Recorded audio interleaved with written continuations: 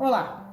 Hoje no mundo político, as principais pautas do Congresso Nacional, a CPI da pandemia e a descoberta de um orçamento secreto que beneficia exclusivamente parlamentares que fazem parte da base do governo Bolsonaro. Eu vou conversar com o economista e doutor em Direito, Bruno Caraza, que é professor do IBMEC e da Fundação Dom Cabral. Bruno, obrigada por atender o mundo político. Oi, Vivian, tudo bem? Olá a todos que estão acompanhando aí o programa. Bruno, vamos começar com reforma política, porque o Congresso está de novo se debruçando sobre esse assunto, e isso tem sido, né, uma constante quando vai chegando aí perto de eleições, né, no ano que antecede as eleições. Está em discussão lá. Tem dois destaques, que eu faria dois destaques dessa discussão: a volta da coligação partidária, né, para eleger deputados, vereadores, deputados estaduais, federais, vereadores, e o distritão, que é aquele voto absoluto. Eu queria que você comentasse o que você pensa dessa discussão, não é? E dessa nova mudança que se pretende no sistema partidário e no sistema político. Pois é, Vivian. No Brasil, nós temos essa peculiaridade, né? A cada 2 anos, nós temos uma mini reforma política, né? Porque tem um dispositivo na Constituição Federal que estabelece que qualquer regra na disputa das eleições tem que ser aprovada 1 ano antes das eleições. Como a gente tem eleição todo ano par, né, então isso significa que todo ano ímpar os políticos se mobilizam, né, para modificar as regras, tentando aí emplacar mudanças que sejam do seu próprio interesse, né? Então nós temos eleições no ano que vem, né, eleições gerais no país, né? E a gente já vê essa mobilização neste ano, inclusive de forma até um pouco oportunista, né, aproveitando que boa parte das atenções, né, da população está voltada para a CPI da Covid, né? Então, na Câmara dos Deputados já foi formada na semana passada uma comissão especial que vai tratar dessa reforma política, e esses temas voltaram a assombrar aí a política brasileira, né? Os 2 pontos que você colocou, que é o fim das coligações e a questão do distritão, né? Só para explicar do que eles se tratam, né? No Brasil, a gente, a duras penas, né, conseguiu aprovar recentemente 2 propostas destinadas a reduzir o incentivo à criação de partidos, né? No Brasil, nós temos mais de 30 partidos, hoje nós temos 25 partidos representados na Câmara. Isso é muito difícil, né? É muito difícil para o eleitor, é muito difícil para se governar o país, né, com um Congresso tão fragmentado. Então, em 2017, né, as regras começaram a valer em 2018 e em 2020, foram aprovadas 2 regras, que eram a cláusula de barreira e o fim das coligações, que tornam mais difícil a vida dessas que a gente chama de legendas de aluguel, de partidos nanicos, né? Desses partidos que são criados de forma oportunista, tentando se valer aí das benesses que o nosso sistema concede, né? Recursos de fundo partidário, de fundo eleitoral, horário gratuito de TV. Então, houve essa mudança, já começou um movimento de enxugamento desses partidos pequenos, a gente já identificou uma tendência de fusão entre alguns partidos, mas, pelo que a gente acompanha no Congresso, tem uma resistência muito grande a essas medidas, principalmente na Câmara dos Deputados, e não tenho dúvida que vai ter muita pressão para essas regras serem modificadas. Uhum. O presidente da Câmara, Arthur Lira, parece que está empenhado, inclusive, em tocar essa reforma política, não é? E, por outro lado, você citou aí a quantidade de partidos que tem na Câmara, O fato de ser muito pulverizada a Câmara, possivelmente tem também um apoio grande aí desses muitos partidos, não é? Que não são partidos grandes, são de médio a pequenos, que devem apoiar, então, essa volta da coligação partidária, que interessaria. Sem dúvida. Quem está acompanhando a gente, para entender direitinho o que é coligação partidária no caso de eleição proporcional, não é? Por que é importante, não é? Sim, a coligação é uma busca, né, dos partidos de disputarem juntos a eleição. Como no Brasil, hoje em dia, as cadeiras, né, o número de representantes, o número de deputados, né, vamos concentrar na Câmara dos Deputados, mas isso vale para a Assembleia e vale para as câmaras municipais. O número de parlamentares que cada partido elege é função do número de votos totais que aquele partido recebeu. Então, se eu permito que os partidos entrem juntos na disputa, eu tenho um incentivo que vários partidos pequenininhos colhem num partido grande, né? E assim eles vão ter mais chances de pegar aí uma rebarba aí nessa distribuição de cadeiras depois das eleições, né? O custo disso é a manutenção da fragmentação partidária e o quanto que isso é problemático para governar, para o eleitor entender as coisas, né? Sem dúvida, fica muito difícil você governar com 25 partidos, né? É muito difícil para o eleitor identificar, porque um partido se faz uma coligação, por exemplo, aqui em Minas Gerais, com o PSL do Bolsonaro e pode fazer em São Paulo uma coligação com o PT. Então, o eleitor também fica bastante confuso, né, nessas associações que são feitas pelos partidos. E os partidos pequenos estão de olho nisso, tanto é que a comissão que está discutindo essas mudanças, né, ela é comandada por dois, vamos dizer, donos, né, entre aspas, de partidos pequenos, né, que é o Luiz Tibé, do Avante, daqui de Minas Gerais, e a Renata Abreu, do Podemos, de São Paulo, né? São dois partidos que têm 8 e 10 cadeiras na Câmara dos Deputados, né? São partidos pequenos e estão interessados na volta das coligações. Agora, o Distritão. O Distritão seria um modelo completamente novo para nós, não é? Nós não temos essa experiência. Eu queria que você avaliasse, né, a repercussão do que pode ter, porque existe, na percepção do eleitor, uma dificuldade de enxergar o resultado e o funcionamento da eleição proporcional, né? E eu queria que você, então, comentasse isso e o que impacto terá o Distritão caso ele passe, não é? Como é que a gente vai perceber a eleição? Bom, o Distritão é muito fácil de entender, né? Embora ele tenha efeitos que eu acredito que sejam muito ruins do ponto de vista do sistema político no Brasil como ele está desenhado hoje, né? Por que ele é fácil de entender?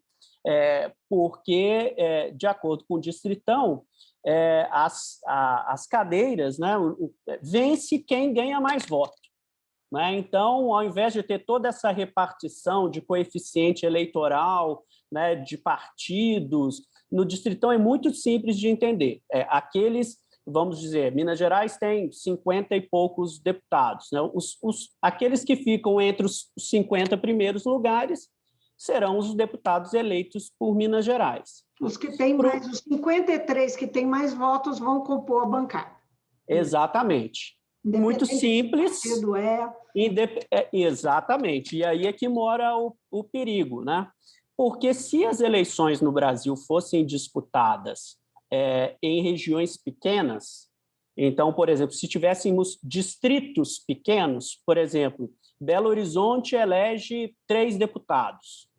Faz sentido ter esse sistema em Belo Horizonte, porque aí votaríamos nos candidatos, os 3 mais votados em Belo Horizonte venceriam. Aí, imagina, Divinópolis elegeria um deputado, o mais votado em Divinópolis seria o deputado. Então, esse sistema incentivaria a proximidade entre o eleitor e o candidato eleito, né? Aplicar essa regra do distritão para um estado do tamanho de Minas Gerais, ou do tamanho de São Paulo, ou do tamanho do Rio de Janeiro, vai acabar beneficiando aqueles candidatos ou que são muito populares, né, por exemplo, celebridades, ou aqueles que têm um reduto eleitoral muito forte, por exemplo, líderes religiosos, líderes sindicais, líderes de corporações ou funcionários públicos ou militares, por exemplo, ou gente que tem muito dinheiro para bancar sua própria campanha, né, porque fazer uma campanha em Minas Gerais, um estado desse tamanho, seria muito caro, ou beneficiaria aqueles candidatos que têm acesso ao dinheiro dos partidos, né, do fundo partidário e do fundão eleitoral. Então, esse modelo, né, ao contrário de simplificar o sistema e incentivar essa associação entre o eleitor e o candidato, na verdade, ele favorece aqueles candidatos que têm vantagem na corrida. Eles já largam em vantagem, seja porque eles são muito populares, seja porque eles têm uma base muito coesa de apoio, seja porque eles têm muito dinheiro, seja próprio, seja do partido, para bancar essa corrida. Então, quando você migra para o distritão, você está incentivando um cada um por si na disputa, só que todo mundo não tá disputando em condições iguais. Alguns candidatos partem em grande vantagem em relação aos outros. Nesse sentido, aí também amplia o personalismo que nós já temos e desvaloriza ainda mais o sistema partidário.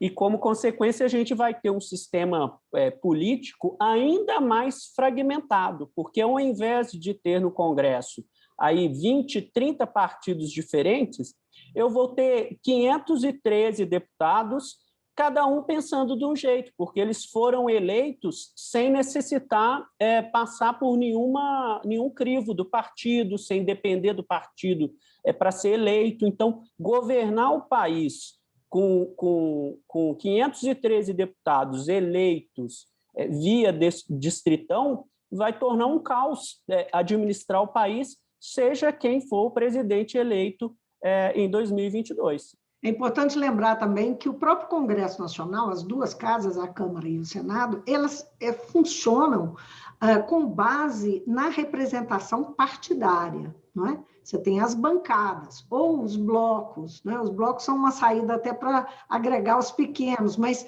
a representação partidária, quando vai um líder lá, por exemplo, apresentar, encaminhar um voto, ele está falando em nome de um grupo, não é? Isso aí tende a ter uma relação esquizofrênica dentro da casa, se acontecer, se partir para o distritão. Com certeza. Como você falou, toda a organização dos trabalhos do Congresso gira em torno dos partidos. A nomeação para os membros das comissões, quem vai ser relator das matérias, a apresentação de destaques, né? Tudo gira em torno dessa estrutura dos partidos. Né? Se eu abandono a estrutura dos partidos na eleição, né, na seleção dos candidatos, eu vou enfraquecer toda essa estrutura e eu vou acabar gerando um sistema de governança aí no próximo governo, na próxima legislatura, absolutamente fragmentado, hiperfragmentado e de muito mais difícil coordenação. Então, incentivos aí de toma lá da cá vão ser exponenciados caso o distritão venha a ser aprovado. Agora, Bruno, vamos falar um pouquinho dessa história que apareceu na mídia essa semana, que é o orçamento paralelo, uma descoberta de um jornalista que fez uma apuração, teve acesso a documentos e descobriu que dentro daquelas emendas, emenda do relator, tinha lá um tanto de dinheiro, 3 bilhões, que acabaram sendo canalizados especialmente para alguns parlamentares, deputados e senadores, não é isso? E esse dinheiro não especificava exatamente como é que ia, para quem que ia e tal, e os deputados e senadores demandavam isso por ofício. Então, enfim, uma coisa completamente irregular e diferente das emendas parlamentares tradicionais, a forma como é conduzida, que é tudo transparente e tal, é muito claro como funciona dentro do orçamento. Como é que você viu esse episódio e o que ele pode indicar, né, nessa relação entre executivo e legislativo? Pois é, Vivian, acho que esse assunto está totalmente relacionado com essa nossa conversa do distritão, né?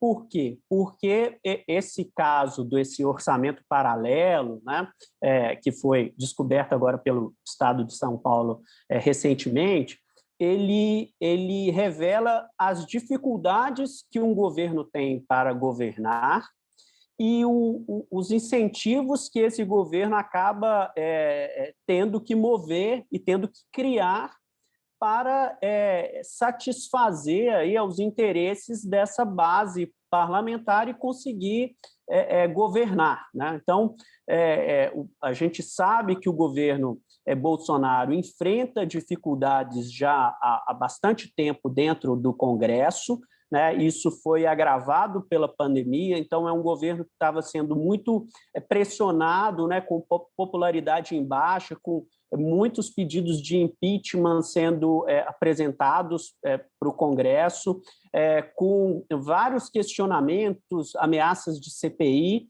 E o que o governo fez na virada do ano passado para este ano? No âmbito das negociações aí para a eleição para os presidentes da Câmara e do Senado, que corriam em paralelo às negociações do orçamento, o governo sinalizou para um grupo muito grande de parlamentares, que são esses parlamentares desse grupo amorfo aí, que a gente chama de centrão, que eles seriam contemplados com recursos públicos para eles aplicarem nas suas bases eleitorais, né? Como no Brasil o nosso orçamento está cada vez mais rígido, porque a gente enfrenta uma crise orçamentária já há algum tempo, né? O governo teve que criar um jeitinho aí no processo orçamentário para criar algum espaço para contemplar esses parlamentares que passaram a apoiar o governo e gerar uma maior sustentabilidade para o governo. Isso não foi feito via as regras normais do processo legislativo previsto na Constituição, mas sim por uma manobra interna ocorrida via órgãos como o Codevasp, que é a Companhia de Desenvolvimento do Vale do São Francisco, o Ministério do Desenvolvimento Regional, que passou a manobrar algumas dos seus recursos orçamentários para parlamentares específicos da base do governo, sem qualquer transparência, sem qualquer medida de controle, gerando, então, aí uma suspeita de desvio de recursos, de malversação aí, dessas verbas, e, eventualmente, casos de corrupção e superfaturamento. É importante dizer que emenda parlamentar, elas são destinadas a todos, independente de serem parlamentares de oposição ou da situação, né? Isso está previsto em lei. Mas, então, aí a questão, além dessa questão do que estão chamando de taxa extra de fidelidade, né? Que, enfim, é uma troca, e esses parlamentares tem vantagens em emendas e garantem apoio, não é? Por outro lado, tem outra coisa, uma outra questão também, que é a questão do rigor fiscal, não é? Como é que fica o governo? O governo que tem feito o discurso, mantém, apesar da gente saber que tem uma série de situações em que ele está tendo que fugir, ou perder esse rigor fiscal, mas é mantido esse discurso pela equipe econômica, pelo ministro da Economia. Como é que fica esse discurso do rigor fiscal com essa manobra? Bom, o governo enfrenta uma situação fiscal muito grave já antes da pandemia, né? A gente já entrou na pandemia com um déficit muito alto, já era uma dificuldade para o governo desde antes, né, do coronavírus. Com a pandemia, esse problema ficou ainda mais agravado, porque o governo teve que criar uma série de programas, o maior deles, o auxílio emergencial, para tentar combater os efeitos da pandemia sobre a saúde e sobre a economia. Então, pairam grandes dúvidas sobre a sustentabilidade fiscal do governo, né? Apesar do ministro Paulo Guedes, né, tentar reforçar o comprometimento do governo com esse rigor fiscal, né, a gente vem observando nos últimos tempos, né, uma série de tentativas de flexibilizar as normas fiscais, né, seja criando um orçamento especial por causa da Covid, seja na abertura de créditos extraordinários, né? Então, o governo vem criando aí janelas no teto fiscal para tentar equilibrar as urgências da pandemia com uma certa sinalização de que ele está comprometido com a situação fiscal, mas a gente vê que não depende do Ministério da Economia, né?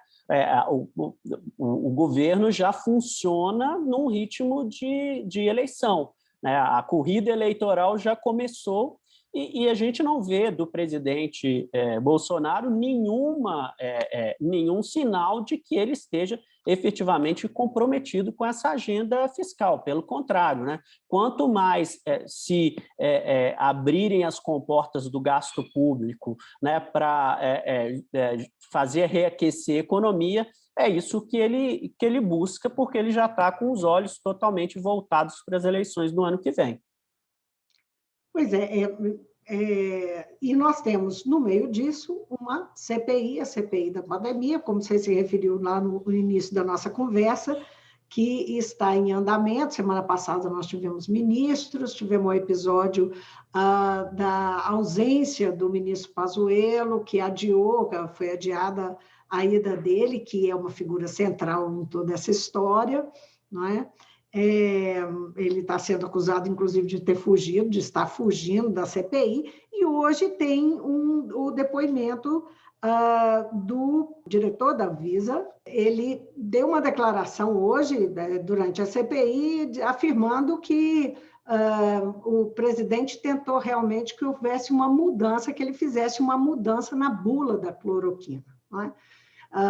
Que foi apontado como uma questão muito grave, uma coisa muito séria, inclusive pelo próprio diretor da Anvisa.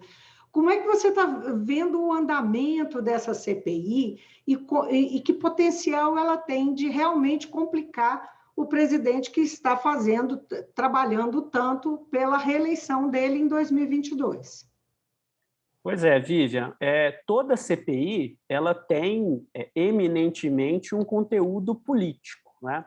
Ela é uma investigação, né? Ela pode resultar aí uma série de consequências de abertura de inquéritos criminais, né? A remessa das suas conclusões para o Ministério Público. Ela eventualmente pode resultar aí num pedido de abertura de impeachment, né? Mas a gente sabe que no Brasil a CPI é parte de um jogo, né, de tentativa de enfraquecimento de colocar, principalmente quando ela é voltada para o presidente da República, né, de colocar o presidente contra a parede, né, nas cordas, né, como se fosse uma espécie de ringue, né?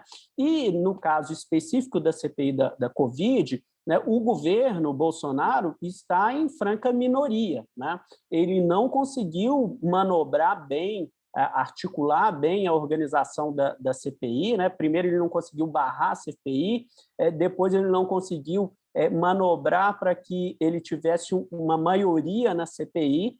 Então, ele entra nesse ringue da CPI fragilizado, porque a maior parte dos membros da CPI são membros ou independentes ou são membros da oposição, né? E, além disso, né, são parlamentares que foram escolhidos, senadores que foram escolhidos, né, principalmente aí, no campo da oposição ao governo, são senadores com uma longa estrada, com muita experiência, né, que já estiveram na CPI, inclusive como investigados, né, ou como, né, inquisidores, né? Então, a gente espera, né, de se esperar que, ao longo da CPI, né, o governo vai enfrentar um verdadeiro bombardeio, né, por parte dos membros da CPI que não são alinhados do governo, à medida que os depoimentos forem acontecendo,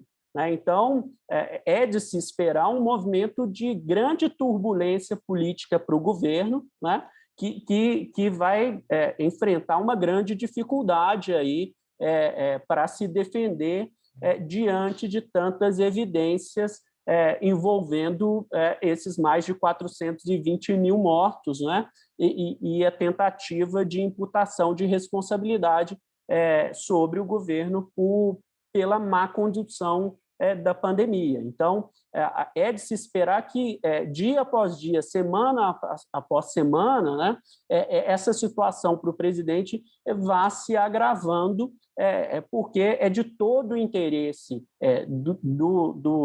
dos opositores ao presidente que ele fique exposto cada vez mais, as fragilidades do seu governo sejam expostas para a sociedade. Agora, Bolsonaro tem dado uma demonstração de que está se sentindo seguro, porque ele fez altas provocações, né, ao Supremo, aos governadores, à própria CPI, né, desafiando. A forma como ele tem conseguido se relacionar com o Centrão, com o Congresso, pode explicar um pouco desse comportamento?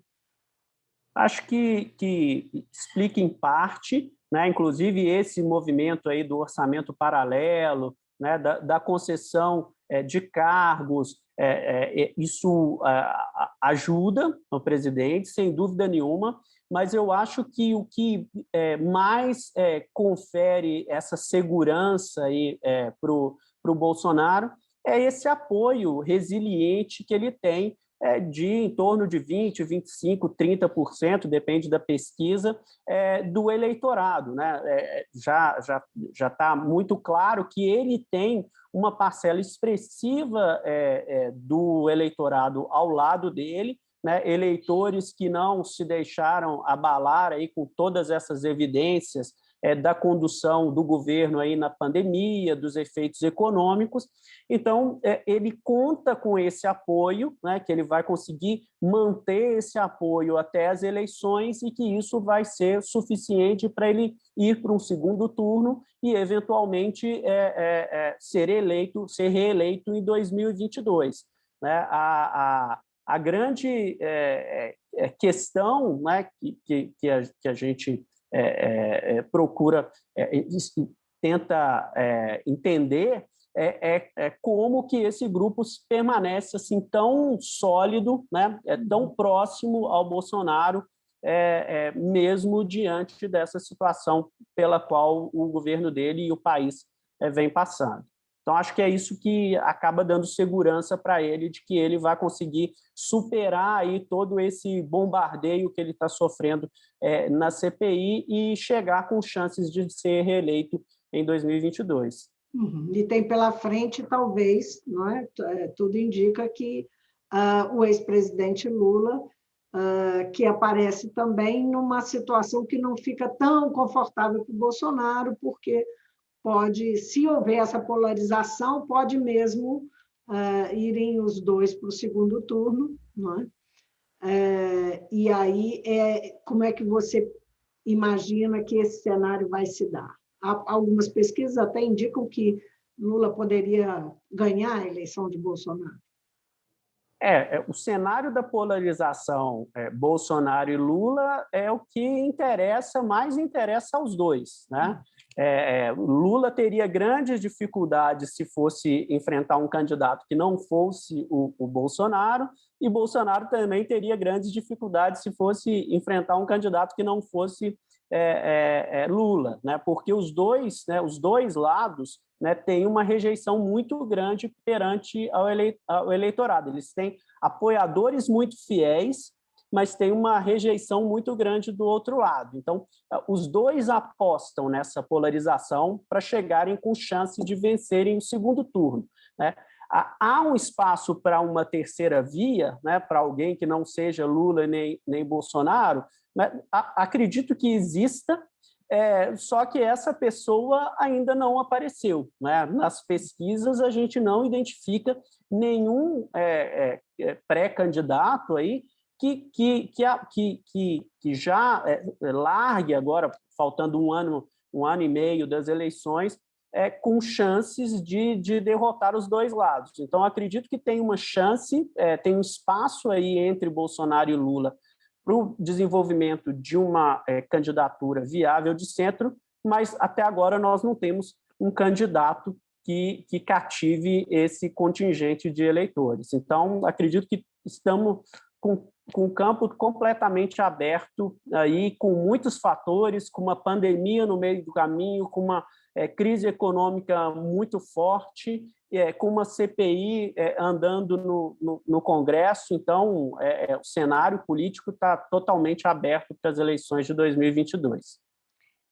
Vou voltar um pouquinho na pauta do Congresso, porque eu não queria terminar sem falar, apesar do nosso tempo estar apertado, sem falar em reforma tributária. Nós vimos na semana passada que o presidente da Câmara, o Arthur Lira, ele dissolveu a comissão mista, que era uma comissão informal, mas ela estava trabalhando, e o deputado Ribeiro fazia a relatoria de duas PECs que foram fundidas no mesmo relatório, que era a PEC 45, a PEC 110, uma era da Câmara, outra do Senado, enfim, numa tentativa de, afinal, fazer uma reforma tributária, aprovar uma reforma tributária na casa. O fato é que Arthur Lira foi lá e falou, não, acabou, não, passou do prazo, não vamos fazer. Como é que você entendeu esse acontecimento? E me diga, que chance tem realmente de sair uma reforma tributária do Congresso no ano que é véspera das eleições gerais e que nós temos um cenário tão conturbado político e tantos interesses em jogo? Bom, Vivian, eu costumo dizer que a questão tributária no Brasil ela é tão complexa que a gente não precisaria de uma reforma, a gente precisaria de uma reconstrução, né? Porque o sistema realmente é caótico, é ineficiente, é uma carga tributária muito injusta, né? Que pesa mais sobre os mais pobres do que sobre os mais ricos, né? Ela gera uma série de disfunções na economia, né? Para quem tem um negócio, é muito caro manter uma empresa com esse sistema que a gente tem hoje. O grande problema é que, quando a gente vai mexer nos tributos, sempre tem vencedores e perdedores. Tem gente que ganha com a mudança e gente que perde. E nesse jogo, né, ele acaba tornando muito mais difícil se avançar rumo a melhorias no sistema. Porque sempre que se sinaliza que vai mudar um determinado ponto da reforma, quem se sente prejudicado com aquela mudança fala, opa, espera aí, eu estou saindo prejudicado nessa história, isso eu não concordo. Então, num ambiente normal, com o governo com uma base sólida, né, no início de governo, né, que geralmente é quando os presidentes têm maior apoio, já é difícil se avançar numa reforma tributária necessária, né? Imagine uma situação como agora, que a gente já está caminhando para o final do governo, com uma campanha eleitoral que já foi aberta, né? Com pandemia, com CPI no Congresso. Então, é muito difícil você conseguir apoio para aprovar algo que seja significativo.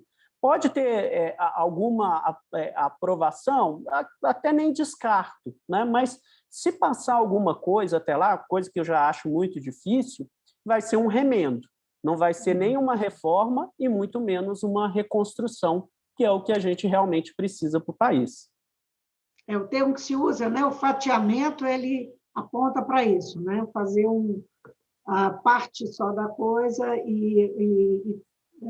enfim, toda uma mudança mais abrangente, né? Ficaria dependendo de ajustes ao longo dos anos, né? Como de fato já aconteceu antes.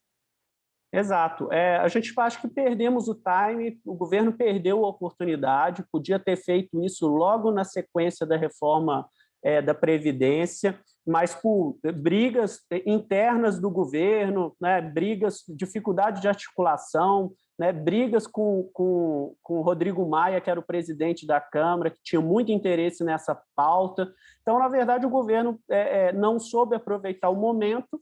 Aí veio a pandemia e, realmente, agora, no final do governo, acredito que algo de concreto, de necessário, é absolutamente inviável para ser aprovado até o final do ano que vem.